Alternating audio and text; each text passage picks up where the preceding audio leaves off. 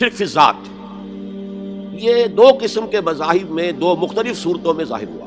بڑی ستم ظرفی کی بات ہے کہ اس کی بدترین شکل ان قوموں میں پیدا ہوئی جو انبیاء اور رسول کے ماننے والے تھے۔ حضرت ابراہیم کے نسل کے لوگ جو عرب میں آباد تھے، حضرت اسماعیل کی نسل کے لوگ، وہ فرشتوں کو خدا کی بیٹیاں قرار دیتے تھے،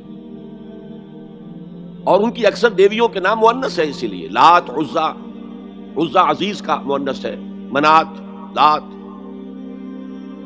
وہ یہ سمجھتے تھے کہ یہ فرشتے ہیں اور فرشتوں کو اللہ کو بہت بیٹیوں کی طرح عزیز ہیں، یہ اللہ کی بیٹیاں ہیں، یہ ہماری شفاعت کریں گی اللہ کے ہاں۔ تو یہ شرک فی الذات، اللہ کی بیٹی بنا دینا، ذات میں شریک ہو گئی۔ اولاد جو ہے تو ظاہر بات ہے برہمن کی اولاد برہمن ہوگی اور راجپوت کی اولاد راجپوت ہوگی، تو وہ تو گویا کہ آپ نے اس کو اس کی ذات میں شریک کر دیا، ہم اللہ بنا دیا، کفو بنا دیا، مد مقابل بنا دیا۔ یہی بیماری سب سے زیادہ شدید اور مکروہ ترین شکل میں حضرت عیسیٰ علیہ السلام کے پیرووں میں پیدا ہوئی۔ ایک محدود پیمانے پر یہودیوں میں بھی ایک دور میں یہ بیماری پیدا ہوئی، انہوں نے حضرت عزیر علیہ السلام کو خدا کا بیٹا قرار دیا۔ اس کی وجہ میں آپ کو بتا چکا ہوں کہ چونکہ حضرت عزیر کی جو دعوت توبہ تھی، اس سے بنی اسرائیل میں ایک اصلاح کا آغاز ہوا، ان کے حالات بدلے، جس کے نتیجے میں اللہ تعالیٰ نے انہیں دوبارہ دنیا کے اندر عزت سے، طاقت سے، قوت سے سرفراز کیا۔ تو اس لیے حضرت عزیر کے بارے میں ان کے ہاں ظاہر بات ہے کہ پھر عقیدت اور محبت جو ہے ہونی ہی چاہیے تھی، اور یہ عقیدت و محبت کا غلو ہی ہوتا ہے کہ جو پھر اللہ کے بندوں کو، نبیوں کو، رسولوں کو، اولیاء اللہ کو اللہ کی اولاد یا اللہ کے کو اور طرح کے رشتہ دار قرار دے دیتا ہے۔ لیکن جس کیفیت کے ساتھ اس مرض کا ظہور ہوا ہے عیسائیوں میں، اس کی کوئی مثال دنیا کی تاریخ میں نہیں۔ ان کی تو گمراہی کا عالم یہ کہ وہ کہتے ہیں کہ عیسیٰ اللہ کا صلبی بیٹا ہے، صلبی، اس درجے وضاحت تاکہ کوئی استعارہ نہ سمجھا جائے اس کو۔ اگرچہ انجیل میں حضرت مسیح جب کہتے ہیں میرا آسمانی باپ، تو ساتھ ہی یہ بھی کہتے ہیں میرا اور تمہارا آسمانی باپ، تو یا تو مانو کہ پھر سب اللہ کے بیٹے ہیں۔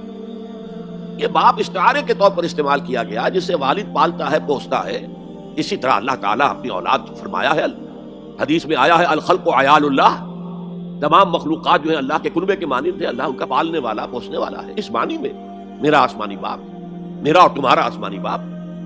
لیکن انہوں نے جو عقیدہ پھر بنایا صلبی بیٹا ہے اللہ کا، یہ انتہا درجے کی اللہ تعالیٰ کی شان میں گستاخی ہے۔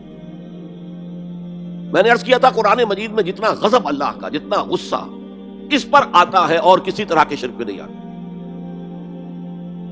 سورہ مریم میں فرمایا وَقَالُوا اتَّخَذَ الرَّحْمَنُ وَلَدًا لَقَدْ جِئْتُمْ شَيْئًا إِدًّا تَكَادُ السَّمَاوَاتُ يَتَفَطَّرْنَ مِنْهُ وَتَنشَقُّ الْأَرْضُ وَتَخِرُّ الْجِبَالُ هَدًّا أَن دَعَوْا لِلرَّحْمَنِ وَلَدًا وَمَا يَنبَغِي لِلرَّحْمَنِ أَن يَتَّخِذَ وَلَدًا۔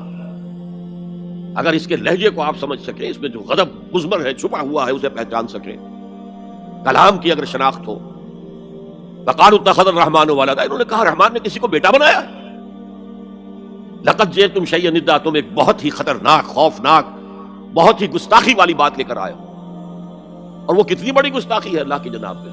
تَكَادُ السَّمَاوَاتُ يَتَفَطَّرْنَ مِنْهُ، اس گستاخی کی وجہ سے آسمان پھٹ پڑنے کو ہے، وَتَنشَقُّ الْأَرْضُ، اور زمین شق ہو جانے کو ہے، وَتَخِرُّ الْجِبَالُ هَدًّا، اور پہاڑ جو ہے وہ دھماکے کے ساتھ گر جانے کو ہے، أَن دَعَوْا لِلرَّحْمَنِ وَلَدًا، کہ ان بدبختوں نے اللہ کے لیے، رحمان کے لیے کسی کو بیٹا بنایا ہے۔ وَمَا يَنبَغِي لِلرَّحْمَنِ أَن يَتَّخِذَ وَلَدًا، اور اللہ کی شان کے شایان ہی نہیں ہے، رحمان کی شان کے شایان ہی نہیں ہے کہ وہ کسی کو اولاد بنائے۔ یہ بڑا باریک نکتہ ہے۔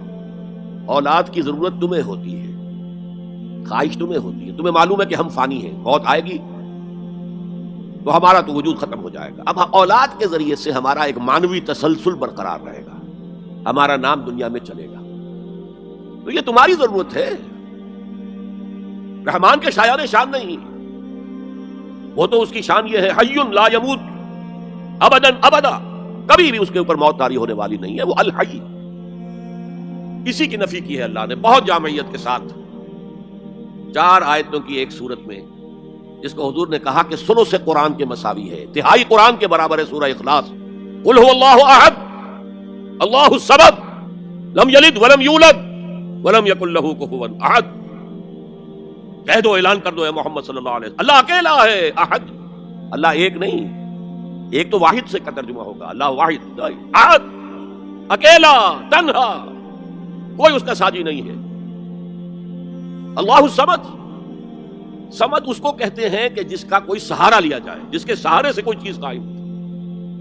اللہ قائم بالذات ہے، اپنی ذات سے قائم ہے، پوری کائنات اس نے تھامی ہوئی ہے، وہ چلا رہا ہے۔ آسمانوں اور زمینوں کو اس نے تھاما ہوا، انزالتا، کہیں اپنی جگہ سے ہٹ نہ جائے۔ آپ کو معلوم ہے کہ یہ عظیم سیارے اور یہ عظیم جو گیلیکسیز ہیں، ان کی اصل حقیقت کس قدر باریک معاملہ ہے، ان کا کس قدر باریک، لو سانس بھی آہستہ کہ نازک ہے بہت کام، آفاق کی اس کارگہ شیشہ گری کا، ان کے درمیان جو فاصلے ہیں ان کی باہمی کشش ہے، اس کو ایک کشش ادھر سے کھینچ رہی ہے، ایک کشش ادھر سے کھینچ رہی ہے، تو یہ اپنی جگہ پر قائم ہے۔ اگر ادھر کی کشش ذرا سی بڑھ جائے وہ کھینچ لے گی اور وہ ٹکرا جائیں گے اور کائنات درہم برہم ہو جائے گی۔ یہ تو توازن ہے، اسی کو کہا سورہ رحمان میں ووضع المیزان۔ لوگوں نے سمجھا میزان سے مراد یہ زمین کی جو میزان جس میں ہم تولتے نہیں، والسماء رفعها ووضع المیزان، یہ سما سے متعلق ہے، کاسمک بیلنس ہے جس کی وجہ پر یہ کائنات قائم، کاسمک بیلنس۔ بہرحال اللہ ہی ہے جو قائم بالذات ہے اور باقی سب اس کے سہارے قائم ہیں۔ لم یلد ولم یولد، نہ اس نے کسی کو جنا نہ وہ جنا گیا، نہ کوئی اس کے ماں باپ ہے اور نہ کوئی اس کی جورو ہے، نہ اس کی کوئی اولاد ہے۔ ولم یکن لہ کفوا احد، اور کوئی اس کا ہمسر ہم پلہ نہیں ہے، اس لیے کہ اولاد تو ہم پلہ ہوئی نا۔ میں نے آپ کو بتا دیا ہے، برہمن کا بیٹا تو برہمن ہی ہوگا، راجپوت کا بیٹا راجپوت ہوگا، سید زیادہ سیدی ہوگا نا۔ تو یہ اصل میں شرک فی الذات کی نفی پر یہ سورہ مبارک کا اتنی جامع ہے کہ اسے حضور صلی اللہ علیہ وسلم نے سلو سے قرآن، تہائی قرآن کے مساوی ہے، اس لیے کہ ہمارے ایمانیات ثلاثہ ہی ہیں نا، 3 ایمانیات ہیں۔ ایمان باللہ توحید کے ساتھ، ایمان بالمعاد آخرت، ایمان بالرسالت، اور توحید کے موضوع پر یہ جامع ترین صورت ہے۔ تو قرآن کا 1/3 ہو گئی۔